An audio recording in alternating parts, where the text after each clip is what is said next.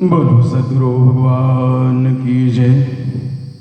मंत्रमूलं गुरुवाक्यं पूजा मूलं गुरुपदं ध्यानमूलं आनंदमूर्ति मोक्षमूलं गुरुकृपा। आज का विषय है पाप और पुण्य क्या है। आपने समाज में बहुत सुना होगा पाप और पुण्य की चर्चा। हर बात में लोग कहते हैं कि उसने पाप कर दिया या मुझसे पाप हो गया।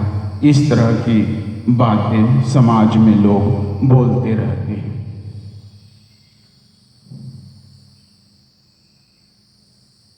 ये चर्चा इसलिए होती है कि हमारे पुराणों में जो वेद व्यास जी ने 18 पुराण लिखे हैं, उसमें अधिकांश कथाएं जो हैं, जो दृष्टांत दिए गए हैं, वो दृष्टांत जो हैं वह पाप और पुण्य पर आधारित हैं अधिकतर। तो पाप और पुण्य की हमारे पुराणों में अधिकतर चर्चा की गई है और हर एक दृष्टांत, हर एक कथा, हर एक कहानी का जो अंत में जो सार मिलता है वह पाप और पुण्य पर आधारित दिखता है। तो पाप और पुण्य की चर्चा करते हुए महर्षि वेद व्यास जी कहते हैं, पाप और पुण्य की परिभाषा बताते हुए कहते हैं, अष्टदश पुराणस्य व्यासस्नं वचनं द्वयं परोपकाय पुण्याय पापाय और पीड़नम। पाप की व्याख्या करते हुए महर्षि वेद व्यास जी कहा, वो कहते हैं कि मैंने 18 पुराण लिखे हैं और इन 18 पुराणों में व्यासस्यम वचनम द्वयम, कहते हैं कि मैंने केवल 2 बातें कही है।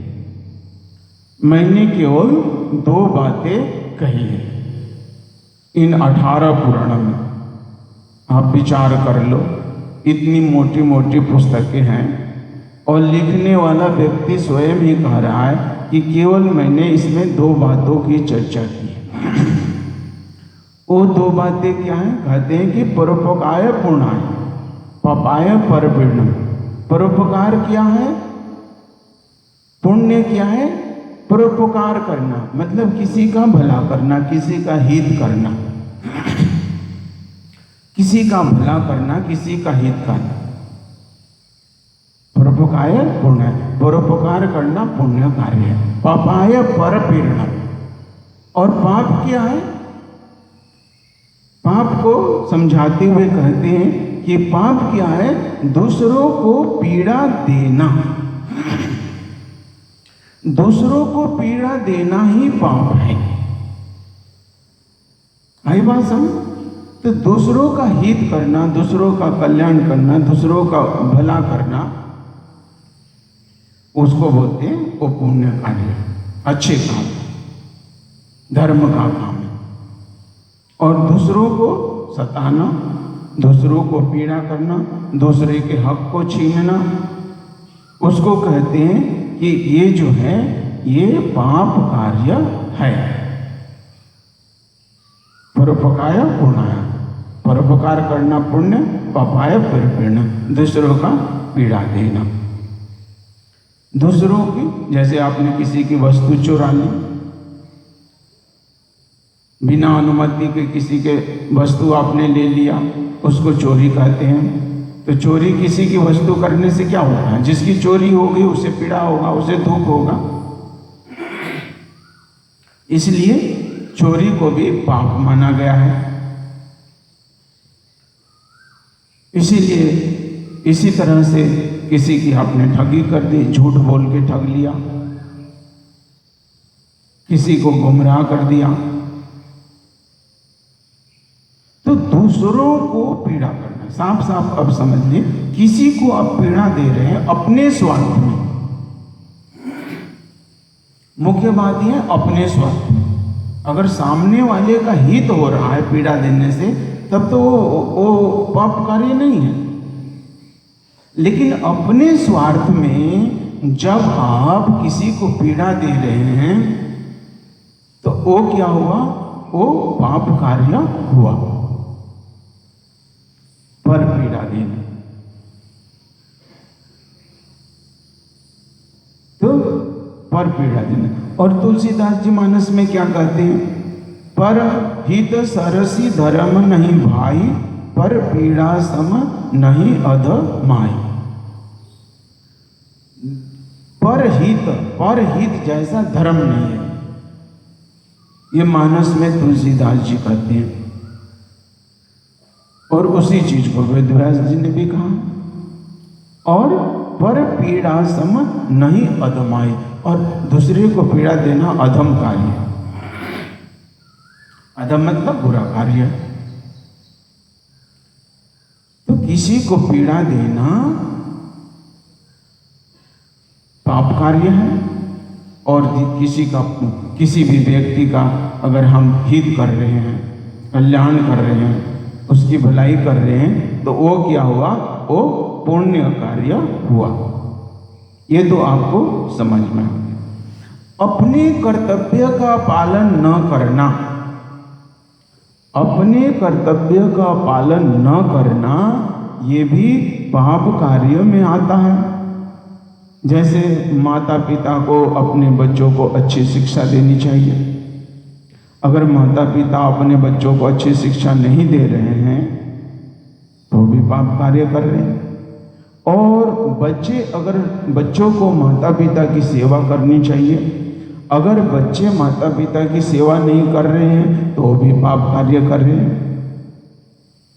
संसार की किसी वस्तु को व्यर्थ ही हम नष्ट कर रहे हैं। संसार की किसी वस्तु को जब हम व्यर्थ ही नष्ट कर रहे हैं, वो भी पाप कार्य है। क्योंकि संसार की किसी वस्तु को भी व्यर्थ में नष्ट करना किसी का अधिकार नहीं है। अज्ञानता भी पाप का कारण है। दो चीजें हैं ना, विद्या और अविद्या। तो अज्ञानता भी पाप का कारण है। ज्ञान का न होना, अपने कर्तव्य का बोध न होना भी पाप का कारण है।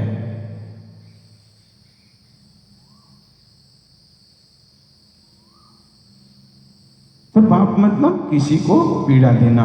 और मनुष्य पाप कार्य क्यों करता है? तो तुलसीदास जी फिर मानस में कहते हैं, करहि मोह बस नर अधनाना, स्वार्थ रत परलोक नसाना। ये मनुष्य जो है ये पाप कार्य करता क्यों है? अधम कार्य करता क्यों है? अधम मतलब पाप कार्य ये करता क्यों है? तो कहते हैं मोहवश, मोह के कारण करता है। ये जो पाप कार्य करता है यह किसके वजह से करता है? कहते हैं कि मोहवश, करहि मोहवश नर अधनाना। अनेक प्रकार के पाप कर्म करता है मोह के कारण। किसके मोह के कारण? अपने पुत्र, अपने संबंधियों, अपने रिश्तेदारों, अपने संतान की मोह के कारण। दूसरों की वस्तु को हड़प करके अपने बच्चों के लिए लाता, दूसरों का धन हड़प करके अपने लिए लाता, दूसरों को अधिकार छीन करके अपने बच्चों को देता है। तो कहते हैं मोहवश नर अधनाना, मोह के कारण ही मनुष्य जो है नाना प्रकार का अधम कार्य करता है। स्वार्थ रत परलोक नसाना, और मोह में क्या होता है, उसका परलोक यानी कि मनुष्य योनि जो मिला है उसका भी नाश कर देता है। यह संसार की वस्तुओं के लिए जो परमार्थ है, इसका मानव जीवन मिला है परमार्थ लाभ के लिए, उसका भी ये नाश कर देता है कहते हैं। तो मोह बस करता है। आपने एक दृष्टांत के माध्यम से आपको समझाता हूं। आपने रत्नाकर का नाम सुना होगा, जो बाद में जाके वाल्मीकि बने, जिनको बाद में ऋषि वाल्मीकि कहा गया। तो रत्नाकर जो थे वो एक प्रकार के लुटेरा थे और जंगल में रहते थे और आने जाने वाले राहगीरों को लूटते थे, और जो नहीं देता था उनके साथ मारपीट करते थे। वो थे रत्नाकर, जो अधम कार्य करते थे अपने स्वार्थ के लिए। ये कर रहे थे अपने स्वार्थ के लिए। आने जाने वाले राहगीरों को लूटते थे, और किस लिए लूटते थे, अपने घर चलाने के लिए, अपने बच्चों का लालन पालन करने के लिए। एक दिन की बात है, देव ऋषि नारद उसी रास्ते से गुजर रहे थे। देव ऋषि नारद एक दिन की बात है, उसी रास्ते से गुजर रहे थे। रत्नाकर ने दूर से ही देखा कि कोई व्यक्ति आ रहा है। उसने जोर से आवाज लगाई, ठहर जाओ। लेकिन देव ऋषि नारद चलते रहे और चलते चलते उसके पास पहुंच गए, और वो रास्ते में खड़ा था रत्नाकर। रत्नाकर ने पूछा, तुम्हें डर नहीं लगता? देव ऋषि नारद ने कहा, किससे?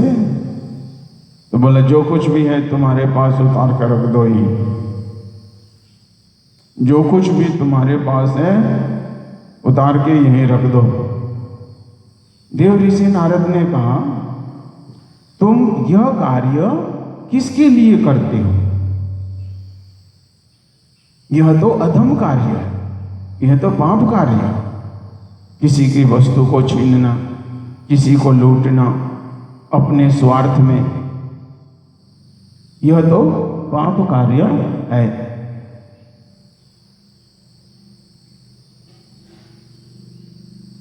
तो उसने कहा कि मैं अपने बच्चों का लालन पालन करने के लिए यह काम करता हूं, और इस काम से मैं अपनी रोजी रोटी चलाता हूं। तो देव ऋषि नारद ने पूछा, क्या इस कार्य में तुम्हारे परिवार के लोग भागीदार होंगे? क्या इस कार्य का तुम्हारे परिवार के लोग समर्थन करते हैं? तो उसने कहा, हाँ, क्यों नहीं करेंगे, मैं तो उनके लिए ही करता हूं। तो देव ऋषि नारद ने कहा, ये काम करो, एक बार उनसे पूछ तो लो कि इस अधम कार्य में, ये जो तुम अधम कार्य कर रहे हो, ये जो पाप कर्म कर रहे हो, इसमें शामिल भी हैं या नहीं है? इस कार्य का वो समर्थन करते भी हैं या नहीं करते? तो उसने बोला, तुम बड़े चालाक हो। क्या कहा? उसने कहा, तुम बड़े चालाक हो, तुम चाहते हो कि मैं जाऊं और तुम यहां से भाग जाओ। तो देव ऋषि नारद ने कहा, अगर तुम्हें विश्वास नहीं है तो मुझे रस्सी से इस पेड़ में बांध दो, और जब तक तुम आओगे मैं तुम्हारा इंतजार करूंगा। तो भागे भागे गया।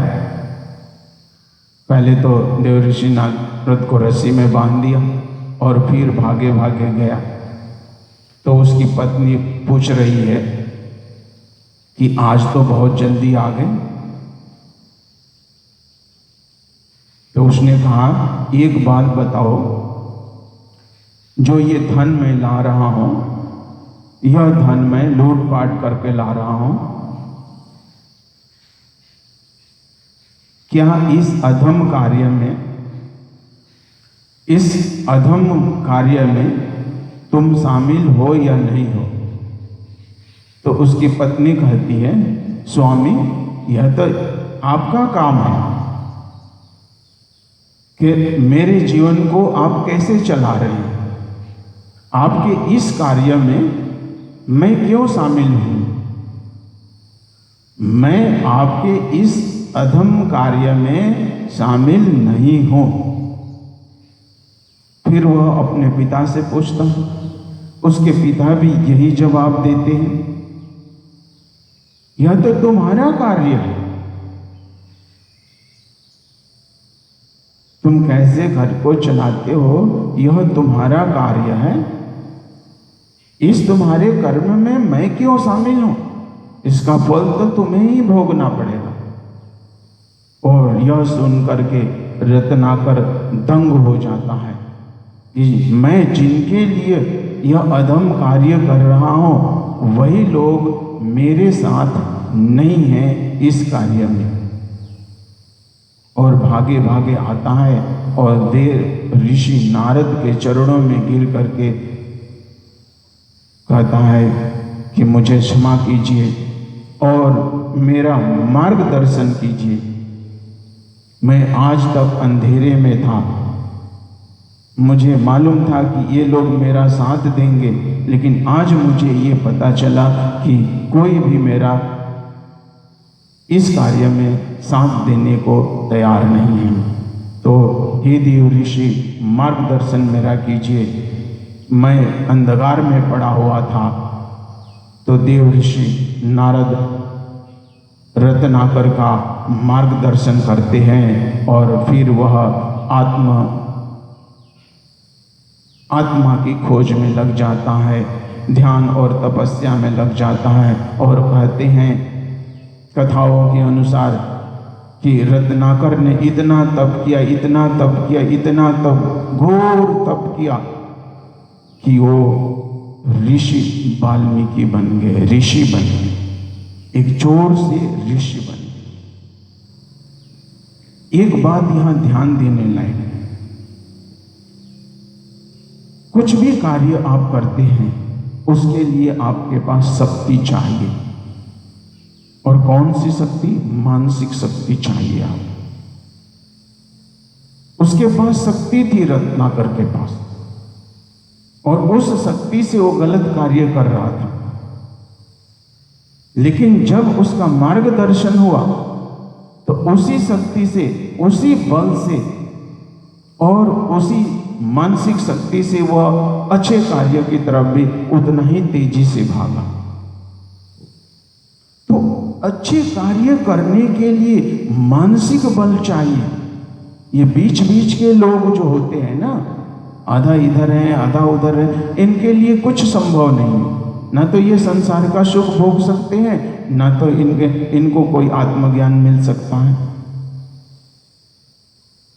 तो अपने स्वार्थ के कारण कहते हैं कि मनुष्य जो है वह अधम कार्य करता है। करहि मोह बस नर अधनाना, स्वार्थ रत पर लोग नसाना।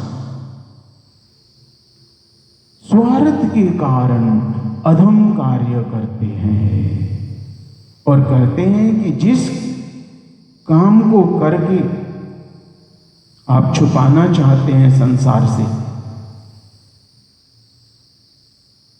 आप चाहते हैं कि संसार को पता ना चले, उसको कहते हैं कि वो पाप कार्य।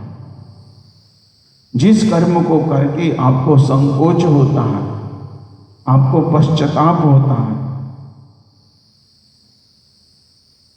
आपका मन अंदर ही अंदर कचोटता है, कहते हैं कि वो पाप कार्य है। तो जिस कर्म को करके आपको पश्चाताप होता हो, कर्म करने के बाद आप उसे छुपाना चाहते हो, उसको कहते हैं शास्त्रों में कि वह पाप कार्य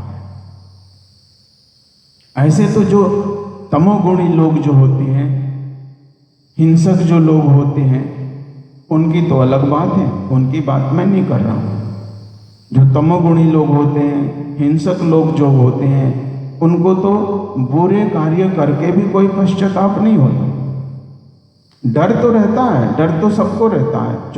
चोरी करने के बाद पुलिस का डर रहता है, कोई कत्ल करने के बाद उसे डर रहता है कि लोगों को पता ना चले, पता चल गया तो जेल होगा, परेशानी होगी, तो डर तो रहता है। लेकिन वो किसी का कत्ल करके, किसी की चोरी करके, किसी का नुकसान पहुंचा करके वो पश्चाताप नहीं करता, क्योंकि वो तमोगुणी है। तो तमोगुणी लोग अलग होते हैं, लेकिन जो सतोगुणी रजोगुणी लोग होते हैं उन्हें पश्चाताप होता है। जो भी मन उनका गलत कार्य करके मन उनका समर्थन नहीं करता है उस कार्य को। तो सोचे, जिस कार्यों को करने में मन समर्थन नहीं कर रहा, मन में संशय हो रहा है, मन पश्चाताप कर रहा है, कहते हैं कि वह कार्य पाप वाला कर्म है।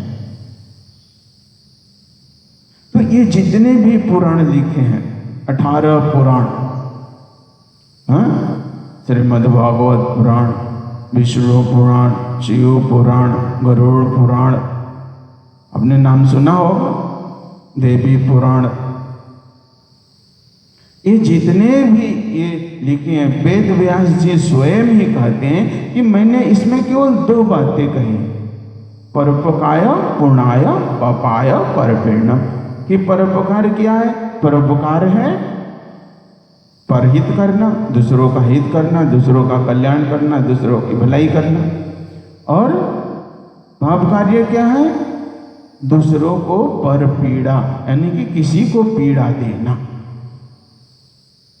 और पीड़ा कैसे? अपने स्वार्थ में।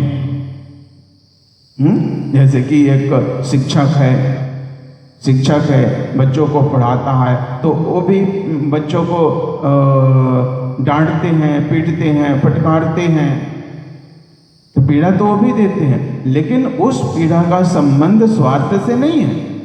और इसीलिए बच्चे को डांटते हैं, फटकारते हैं, मारते भी हैं, ताकि उसका जीवन अच्छा हो। माता पिता भी करते हैं, बच्चे को डांटते हैं, फटकारते हैं, तो वहां पर पीड़ा देने का भाव कल्याणकारी है। कल्याण, वहां कल्याण चाहते हैं, वहां पर स्वार्थ नहीं है। एक शिक्षक का स्वार्थ नहीं, एक माता पिता का स्वार्थ नहीं। और जब उनमें भी स्वार्थ है, मान लो माता पिता स्वार्थ से कुछ बच्चे को कह रहे हैं, डांट फटकार रहे हैं, या कोई टीचर है बच्चे को स्वार्थ से कह रहा है, उसमें अपना उसका स्वार्थ निहित है, तब तो वहां भी पाप है, वो भी पाप कार्य। तो इसको समझना, एक ही चीज एक जगह पाप कर्म हो रहा है और एक वही चीज एक जगह पुण्य कर्म हो रहा है। अगर हम निस्वार्थ पर हित के दृष्टि से किसी को पीड़ा दे रहे हैं, दूसरों के कल्याण के हित से पीड़ा दे रहे हैं, जैसे शिक्षक करते हैं, एक माता पिता करते हैं, तो वहां पर पीड़ा देना पुण्य कर्म है। और जहां पर हम अपने स्वार्थ में किसी को पीड़ा दे रहे हैं, अरे मेरे लिए ये चीज लेके आ, मेरे लिए वो चीज लेके आ, और वो नहीं लाता है तो उसको हम डांट फटकार या मारपीट करते हैं उसके साथ, तो ये पाप कर्म हुआ, क्योंकि मैं अपने स्वार्थ में। तो जब अपने स्वार्थ में किसी को आप पीड़ा देते हैं तो वह पाप हुआ, और परहित में किसी को पीड़ा देते हैं तो पीड़ा देना भी पुण्य कार्य हुआ। मुझे लगता है आपको पाप पुण्य अच्छी तरह से समझ में आ गया होगा।